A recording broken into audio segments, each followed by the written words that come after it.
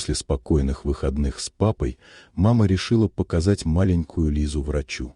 Девочка чувствовала себя немного уставшей и жаловалась на боль в животе, но мама сначала списала это на активные игры и сладости за уикенд. Тем не менее, для уверенности она решила записаться на прием.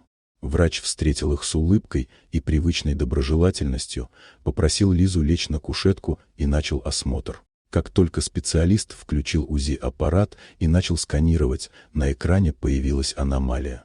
Врач сразу насторожился. То, что он увидел, не соответствовало обычным детским показателям. Мама почувствовала тревогу и сжала руку дочери. Врач несколько секунд молчал, изучая изображение, потом тихо сказал маме: «Нам нужно вызвать скорую помощь». Он достал телефон и набрал 112, объясняя диспетчеру ситуацию. Ребенок нуждается в экстренной помощи и немедленной транспортировке в специализированную клинику. Лиза, несмотря на волнение, пыталась улыбнуться маме, но ее глаза были полны непонимания и страха. Мама обняла ее, шепча, что все будет хорошо. Внутри женщины нарастало чувство беспомощности. Эти выходные казались такими обычными, а теперь внезапно все изменилось.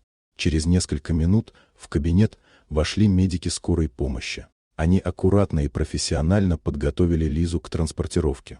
Врач еще раз осмотрел УЗИ, объяснил маме, что нужно сохранять спокойствие и действовать быстро.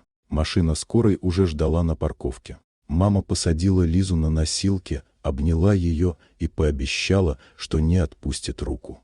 На пути в больницу Лиза держалась удивительно спокойно, словно чувствовала важность происходящего, а мама все время повторяла, что все будет хорошо. Врач продолжал оставаться на связи с диспетчером, уточняя симптомы и состояние ребенка, чтобы команда в больнице была готова к приему. Эти минуты оказались самыми длинными в жизни мамы. Обычные выходные с папой внезапно превратились в экстренную ситуацию, когда от быстроты и точности действий зависело здоровье ее дочери. Но благодаря внимательности врача, профессионализму и правильной реакции на УЗИ, Лиза получила необходимую помощь вовремя, что могло сыграть решающую роль для ее состояния. История напоминает, как важно обращать внимание на сигналы тела даже после обычных, спокойных дней, и как профессионализм медиков может стать критическим фактором в спасении жизни.